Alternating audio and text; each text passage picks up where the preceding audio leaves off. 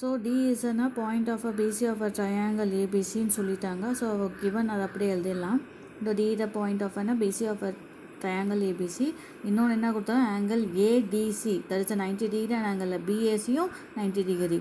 அது நம்ம first equation வச்சுக்கலாம்.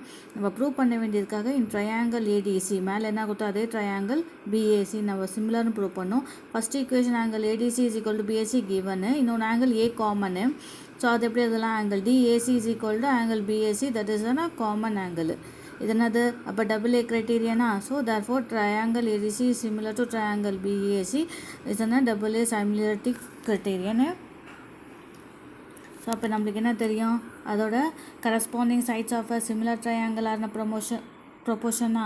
ஸோ அப்போ நான் அதை பிரித்து தான் போட்டிருக்கேன். ட்ரையாங்கிள் ABC ஒன்று இருக்குது, ADC இருக்குது. ஸோ அப்போ வந்து என்னது, so AC common AC by CD வரும், இன்னொன்று என்ன இருக்குது BC பை AC வரும். அதே போல் CA by CD is equal to CB by CA. the common cross multiplication பண்ணோம்னா என்ன கிடைக்கும் உங்களுக்கு, CA square is equal to CB into CD, the hence proved.